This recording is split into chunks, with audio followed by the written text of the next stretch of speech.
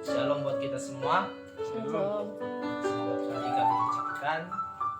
Selamat pagi buat para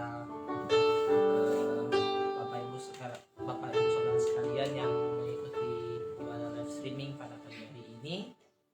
Sebelum kita memulai lagi untuk beribadah, mari kita mengambil sikap satu sejenak. Bersyukur Bapa buat kasih setia kami, di mana Engkau masih bisa menolong dan menyertai kami sampai hari ini. Semuanya itu Tuhan buat hati kami, kamu kasih-Mu semua dan kasih kami. Biarlah berhasil dari kami Tuhan. Selain itu dan jalan lainnya kami serahkan ke tangan-Mu saat ini.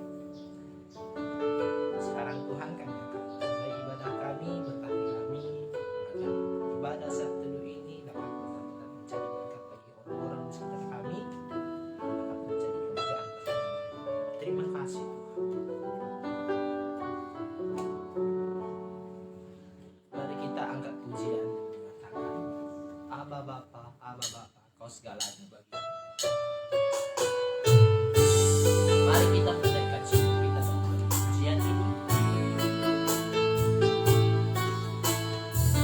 Sejenak.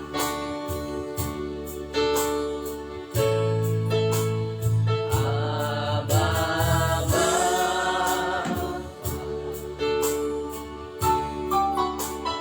Aba Bapa,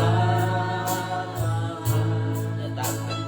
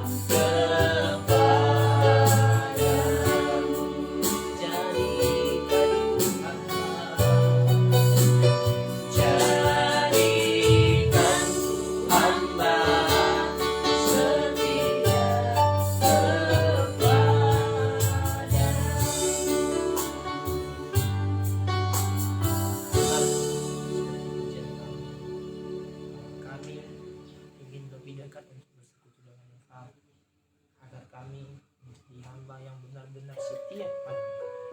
Terima kasih Tuhan. Terima kasih Tuhan. Kami akan melanjutkan ibadah kami ini. Kami serahkan padamu. Dalam nama Yesus. Amin. Baik Bapak Ibu, sebelum kita akan mendengarkan firman Tuhan, kita angkat pujian yang mengatakan Ku rindu setiap waktu.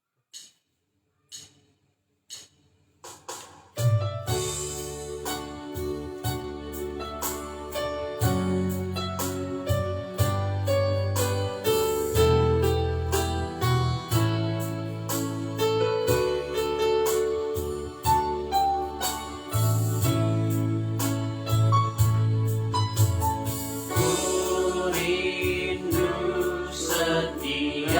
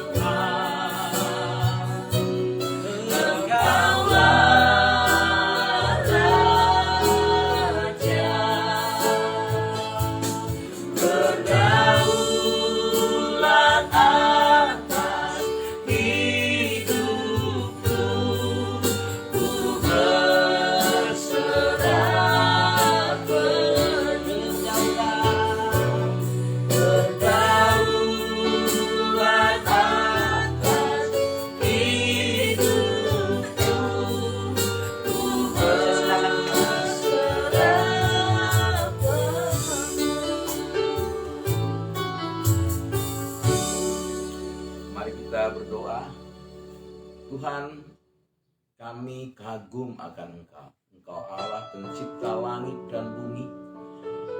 Engkau Allah yang mengasihi manusia sehingga Engkau mengutus anak-Mu untuk menggantikan segala dosa pelanggaran kami, sehingga kami merasakan belas kasihan-Mu yang begitu luar biasa.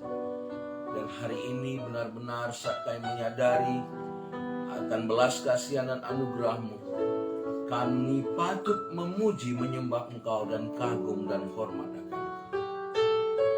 Terima kasih Tuhan, sebentar kami mau merenungkan firman-Mu, menikmati firman-Mu sebagai makanan rohani kami di pagi hari ini. Kiranya Engkau memberitahukan isi hati-Mu kepada kami. Kami siap untuk merenungkannya. Di dalam nama Yesus kami berdoa. Amin. Shalom. Bapak, Ibu, saudara-saudara yang kekasih dalam nama Tuhan Yesus Kristus. Waktu saya masih kecil, kami anak sekolah minggu dari kampung saya pergi untuk berjalan-jalan pertama sekali ke Danau Toba. Sewaktu sebelum sampai Danau Toba, saya melihat Danau Toba dan mengatakan, wow, kagum. Danau Toba begitu luar biasa, luas, dan begitu indah. Saya percaya dan yakin saudara pernah ada momen-momen dalam kehidupan saudara mengatakan kagum dan hormat pada Tuhan atas ciptaannya. Mungkin kita belum pernah melihat galaksi Bima Sakti yang kita diami ini, atau galaksi Andromeda, atau galaksi yang lain. Kalau kita tahu bahwa bumi ini pun kecil di tengah-tengah galaksi Bima Sakti ini, mungkin kita akan mengatakan, wah, betapa besar Tuhan yang menciptakan segalanya ini. Di alam semesta ini bukan hanya Bima Sakti atau bukan hanya galaksi kita, tapi begitu banyak galaksi-galaksi yang lain. Apalagi kalau kita bertemu dengan Tuhan di surga. Saudara, jangan melihat dunia ini hanya sekecil kota Medan atau sekecil daerahmu, tapi lihatlah kekaguman dan melihat Tuhan yang pencipta langit dan bumi. Saudara-saudara, beberapa anak-anak di Bandung pergi untuk melihat bintang, lihat teleskop atau melihat dengan kaca pembesar yang ada di Bandung itu, dan mereka kagum. Apa yang kita kagumi dan lebih daripada itu akan kita renungkan hari ini, sehingga saya beri judul firman Tuhan, ku berdiri dengan kagum. Ku berdiri dengan kagum.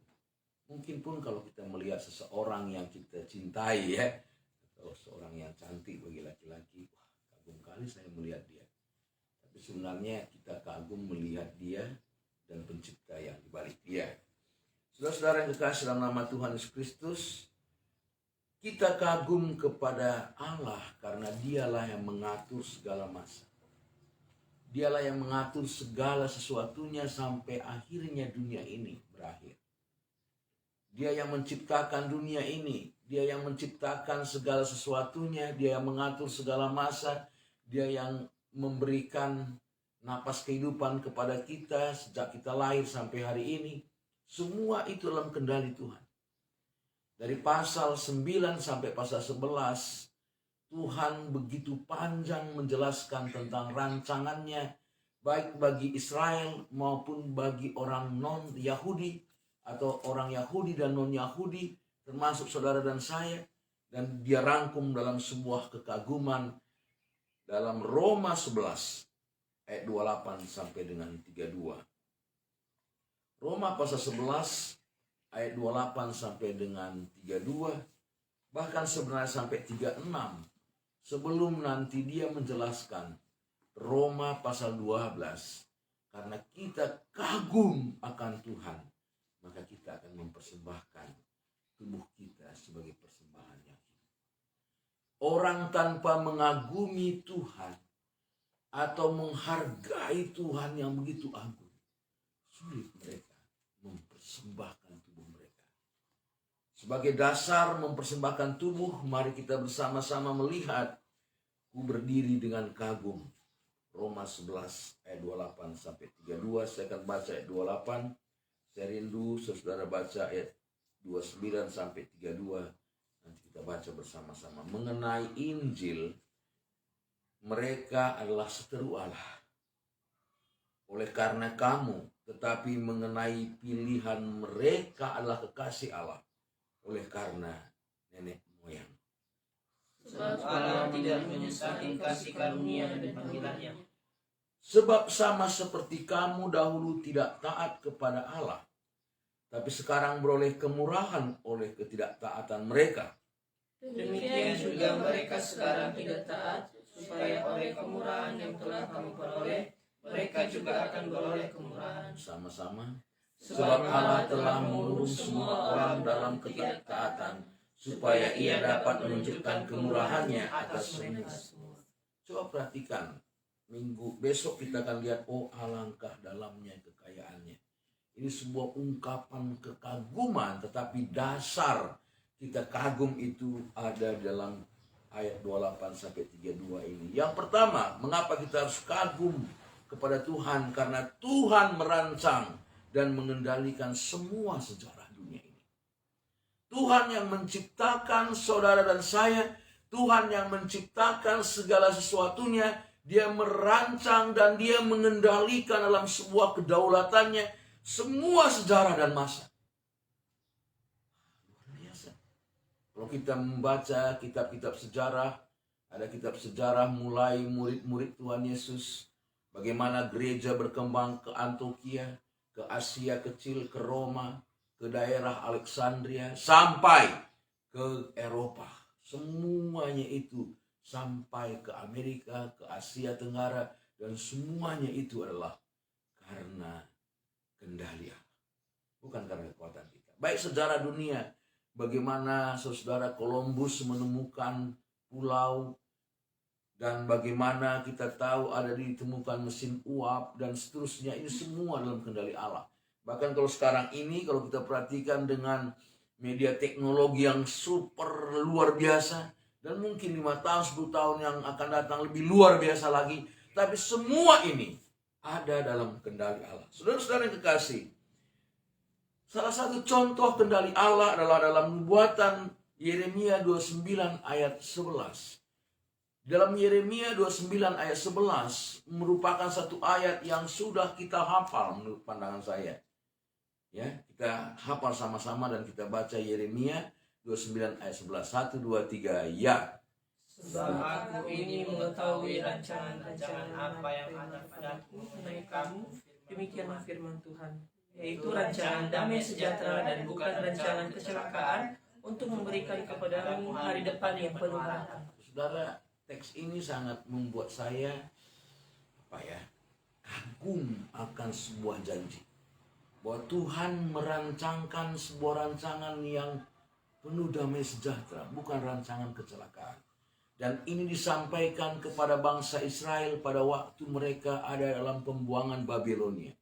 Pada waktu itu Nabi Yeremia menjelaskan bahwa walaupun engkau sedang ada dalam pembuangan, perbudakan Babilonia, tapi Allah sebenarnya merancangkan sebuah rancangan yang penuh dengan damai sejahtera. Karena ketidaktaatan bangsa Israel, akhirnya mereka dibuang ke Babilonia, dibuang ke Mesir, dibuang ke Asyur. Ketidaktaatan sering sekali membuat sebuah disiplin dalam kehidupan bangsa Israel dan saudara dan saya. Setiap orang yang tidak taat kepada Tuhan sering sekali didisiplin oleh Tuhan, supaya mereka berbalik kepada Tuhan. Tetapi sebuah disiplin yang keras dan yang mungkin membuat kita begitu korup, begitu luar biasa, dan tidak ada kekuatan apa-apa lagi.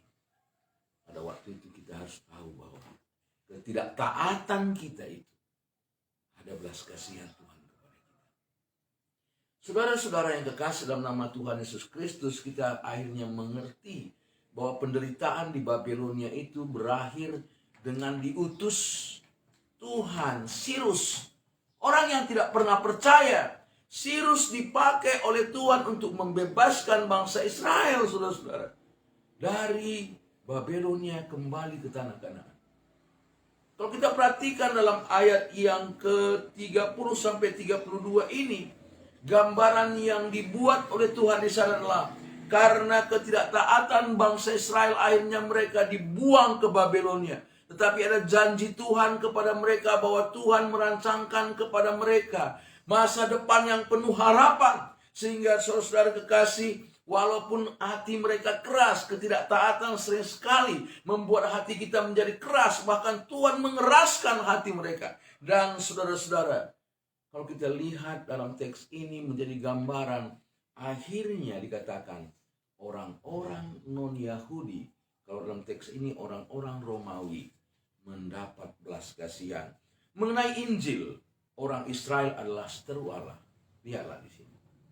Mengenai Injil atau mengenai Kristus, orang Israel musuh Allah karena apa?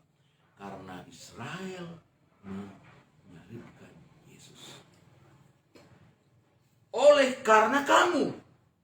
Kenapa? Karena Tuhan mau menyatakan belas kasihannya kepada kita. Tetapi mengenai pilihan, lihat. Allah tidak akan pernah lupa akan pilihannya dan janjinya. Mereka adalah kekasih Allah oleh karena nenek moyang mereka. Di mana Allah sudah memilih Abraham dari Ur Kasdim. Dan itu pilihan yang kekal.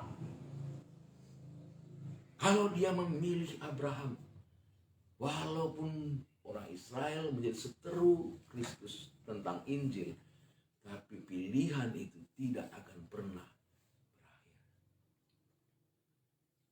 Saya sangat kagum dengan teks ini, sulit dipahami. Tetapi sesungguhnya inilah yang diutarakan oleh Rasul Paulus. Tetapi mengenai pilihan, mereka adalah kekasih Allah. Israel adalah kekasih. Oleh karena nenek moyang. Jadi seolah-olah begini, kalau dari teks ini, karena engkau bukan umat pilihan Allah, bangsa Israel menolak Injil supaya Injil itu disampaikan kepadamu. Bukan keinginan Allah untuk orang Israel menolak Injil, bukan. Karena mereka keras hatinya, mereka tidak taat, sampai akhirnya orang Israel keras. Tapi ini untuk kamu, katanya di sini ya, karena kamu. Sebab Allah tidak menyesal kasih karunia. Tidak menyesali kasih karunia. Kalau dia memberikan kasih karunia kepada kita semua, dia tidak menyesali. Sama halnya dia tidak menyesali panggilannya kepada Israel. Ya, sebab sama seperti kamu dahulu, bangsa Roma maksudnya, atau kita sebagai orang-orang yang bukan Israel, tidak taat kepada Allah. Tapi sekarang beroleh kemurahan oleh ketidaktaatan mereka. Ketidaktaatan Israel maksudnya. Demikian juga orang Israel sekarang tidak taat, supaya oleh kemurahan yang telah orang-orang non-Israel peroleh, mereka, yaitu orang Israel, akan beroleh kemurahan. Sebab Allah telah mengurung semua orang. Mengurung semua orang dalam ketidaktaatan, supaya ia dapat menunjukkan kemurahannya atas mereka semua. Saudara-saudara kekasih, Tuhan merancangkan dan mengendalikan sejarah untuk menunjukkan kesetiaannya kepada saudara dan saya, dan kesetiaannya kepada janji-janjinya bagi bangsa Israel. Dia memberikan belas kasihan kepada kita, dan dia juga memilih Abraham, dan pilihannya itu tidak akan pernah berakhir. Mereka tidak percaya Yesus, sehingga Yesus itu disalibkan oleh mereka. Tetapi karena penyalipan mereka itulah seluruh dunia dimenangkan. Dan sudah satu tubuh Kristus. Setiap orang yang percaya kepada Yesus sebagai Tuhan dan Juru Selamat, baik Israel dan bukan Israel. Kalau dalam kitab Efesus dikatakan tidak lagi Israel dan tidak Israel. Mereka semua sudah jadi satu tubuh, yaitu gereja Tuhan. Saudara, tetapi benar memang panggilan Allah kepada Abraham itu, janjinya kepada Abraham tetap untuk selama-lamanya. Coba perhatikan ya, berulang kali mereka dibuang kemana-mana, tapi tetap dikembalikan Tuhan ke tanah perjanjiannya, itu Kanaan. Untuk itu, apa yang penting bagi kita? Coba kita baca ayat 29. 1, 2, 3, ya. Sebab Allah tidak menyesali kasih karunia dan panggilannya. Coba lihat ini. Allah tidak menyesali kasih karunia dan panggilannya. Kalau saudara dipanggil oleh seseorang dan orang itu tidak menyesali panggilannya kepada saudara dan kasih karunia-Nya, apa yang ada dalam hati saudara? Apa yang saudara rasakan? Kalau ada orang yang memilih saudara menjadi sebuah pekerja di perusahaannya, dan orang yang memilih saudara, dia tidak pernah menyesali panggilannya kepada saudara dan kasih karunia kepada saudara. Apa yang ada dalam hati saudara? Menunjukkan bahwa apa yang dijanjikannya kepada saudara tidak pernah tidak ditepati. Karena janjinya bukan berdasarkan saudara, tapi berdasarkan pilihannya dan berdasarkan kasih karunia-Nya. Ini menarik. Kalau misalnya ada seorang suami memilih istrinya, itu bukan berdasarkan istri, tapi berdasarkan janjinya di hadapan Tuhan dan berdasarkan kasih karunia-Nya kepada istri. Itu dia.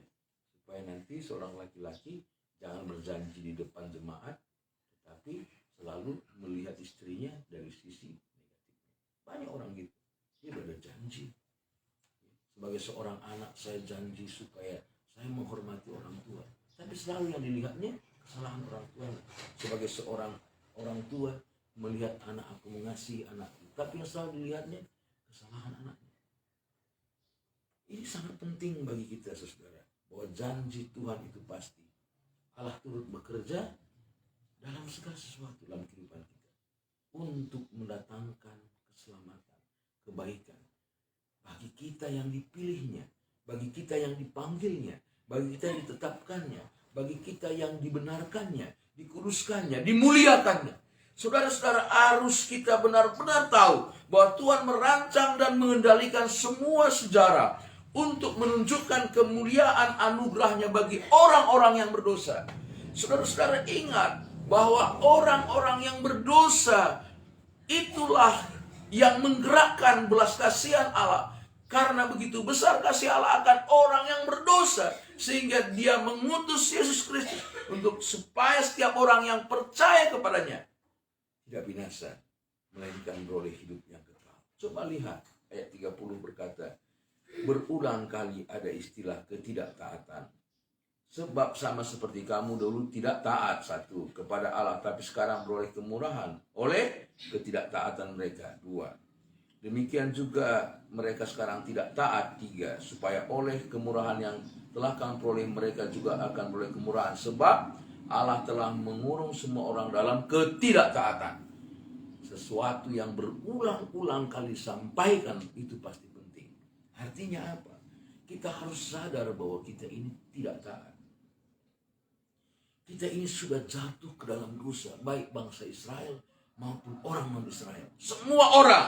Dalam Roma pasal 3:23, semua orang telah jatuh ke dalam dosa dan telah kehilangan kemuliaan Allah. Ketidaktaatan ini mati secara rohani. Kita tidak sanggup lagi, saudara-saudara, untuk menyelamatkan diri kita. Jelas supaya kita tahu Tuhan merancang dan mengendalikan seluruh dunia. Baik siapa yang dikeraskan hatinya, siapa yang dipilihnya, itu tergantung kedaulatan Allah. Karena kita semua sudah jatuh ke dalam dosa dan kita mengucap syukur.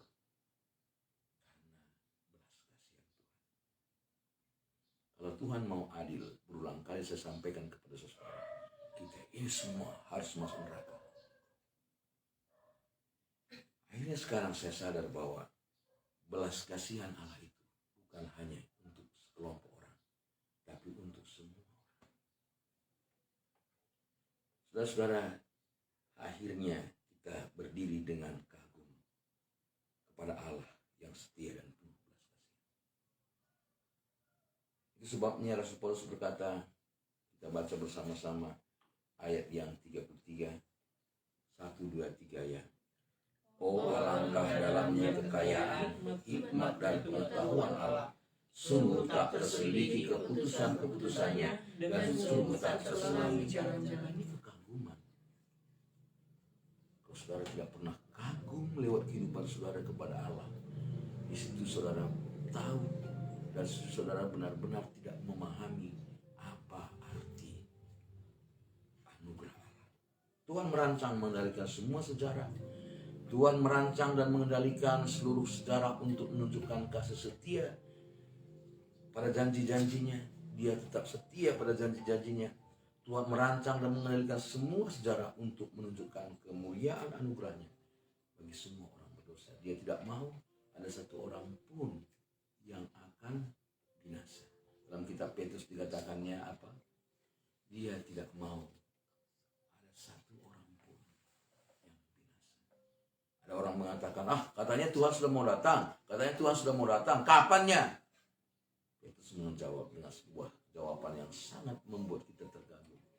Dia belum datang karena dia tidak mau ada seorang pun binasa. Dia sabar akan ketidaktaatan kita. Kalau Tuhan sudah datang, maka kita sebenarnya semua harus berdiri di hadapan tahta. Untuk itu saudara, bagi saudara yang mendengar firman Tuhan hari ini, belas kasihan Tuhan ada kepada saudara. Dia sudah datang, dia tidak pernah berdosa. Dia begitu luar biasa, penuh kebaikan. Begitu banyak kebaikan yang dilakukannya dan begitu banyak mujizat yang dilakukannya. Mujizat yang terbesar, dia berkata, aku sudah menggantikan engkau di kayu salib. Percayalah kepadaku. Aku sudah melunasi segala utang dosamu di kayu salib. Dan dia mati untuk kita, supaya kita hidup, dan dia benar-benar bangkit mengalahkan kematian. Sekarang dia dengan penuh kuasa ada di surga, di tahtanya. Dan dia sebagai pendoa syafaat bagi kita. Dan mengutus Roh Kudusnya untuk menolong kita.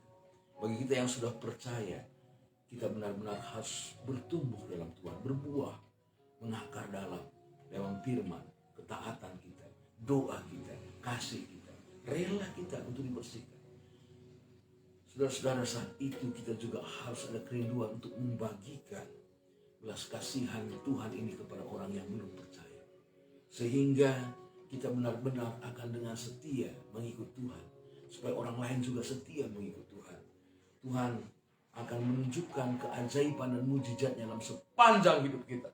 Kita akan berdiri dalam setiap mujizat-mujizat Tuhan. Keselamatan akan ditemukan di banyak tempat saat kita memberitakan kabar baik Injil Kerajaan Allah kepada semua orang.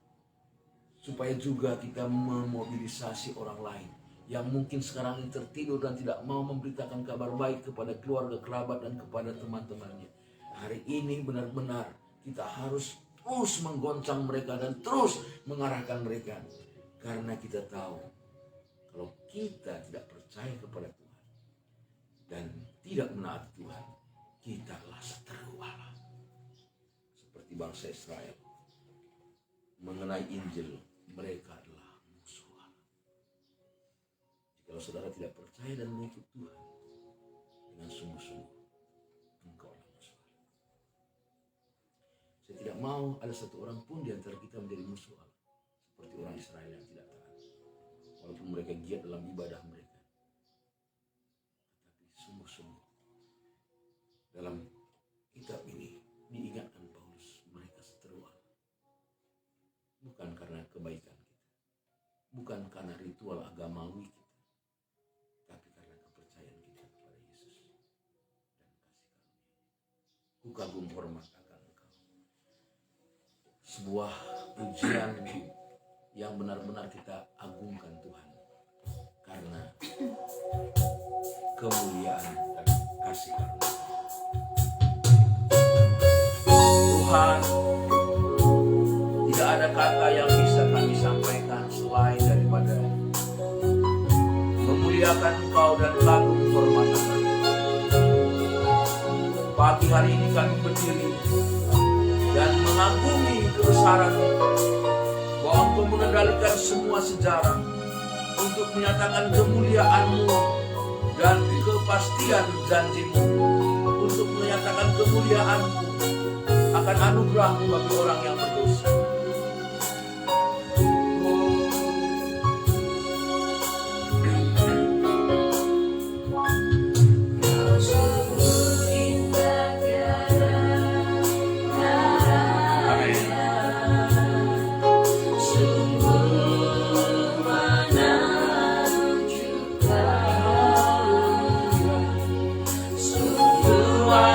ajaibku dimengerti,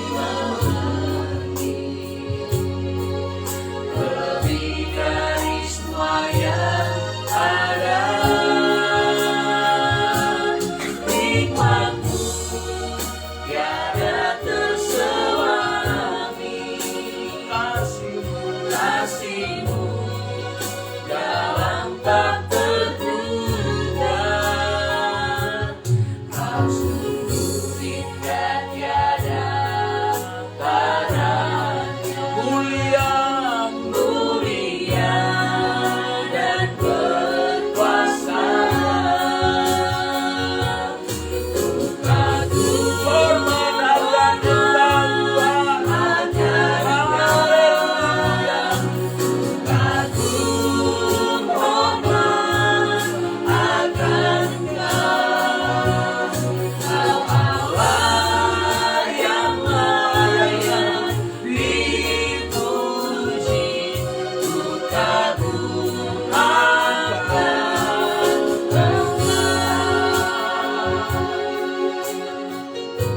Lagu ini terinspirasi dari syair-syair, dan syair-syair ini berasal dari firman Tuhan. Oh, alangkah dalamnya kasih Tuhan kepada kita. Kiranya lagu ini meresap dalam hati kita dan kita kagum hormat di hadapan Tuhan. Mari kita angkat sekali lagi sebagai penyataan kekaguman kita kepada Tuhan. Indah tiada tandanya, sungguh menakjubkan, Sungguh ajaib, sungguh ajaibku dimengerti, lebih dari semua yang ada. Nikmatmu tiada terselami,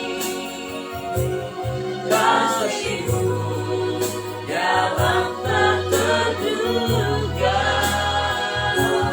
Kau sungguh indah tiada tandanya, mulia dan berkuasa. Ku kagum hormat akan Kau, ku kagum hormat akan Kau. Kau Allah yang layak dipuji. Ku kagum akan Engkau.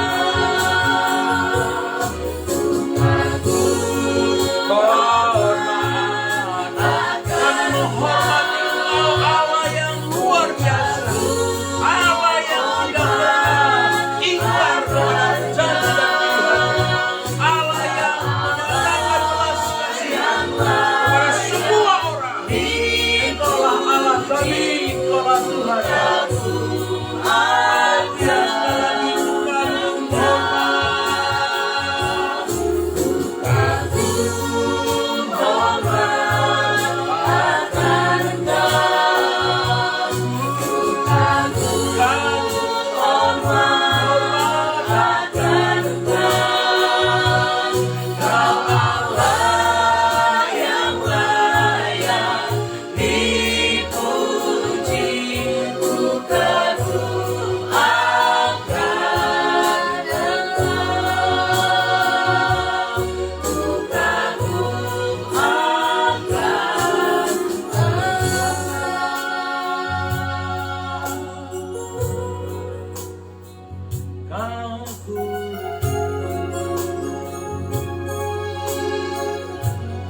Memuliakan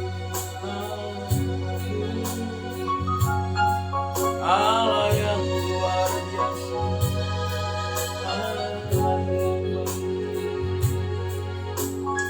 Kami sungguh bersyukur kepadamu karena kebaikanmu yang tidak pernah terselang. siapa yang akan mengajari Tuhan untuk mengambil keputusan-keputusan. Hikmatnya tak tersuami. Oh, alangkah dalamnya dan kayanya belas kasihan-Mu kepada semua. Terima kasih buat firman. Semakin hari semakin kami kagumi. Akhirnya kami menyadari betapa Rasul Paulus kagum akan Engkau. Karena dia menyadari akan segala kepastian janji-Mu. Karena dia menyadari akan belas kasihan-Mu untuk menunjukkan kemuliaan. Bukan karena perbuatan kami, bukan karena kekuatan kami, hanya karena kasih karunia Tuhan. Terima kasih Bapak. Sebentar lagi kami akan melaksanakan setiap aktivitas kami. Kami berdoa supaya Allah campur tangan buat bangsa kami, negara kami. Kami berdoa supaya Allah campur tangan sungguh-sungguh buat seluruh jemaat kami. Di tengah-tengah masa yang sulit, kami tahu Kau merancangkan rancangan yang indah, yang penuh damai sejahtera. Terima kasih Bapa, terima kasih Yesus, terima kasih Yesus, terima kasih atas kebaikan. Kiranya damai sejahtera Allah Bapa, kasih karunia Yesus Kristus, dan persekutuan Roh Kudus memberkati kehidupan Bapa dan Ibu mulai hari ini sampai malam.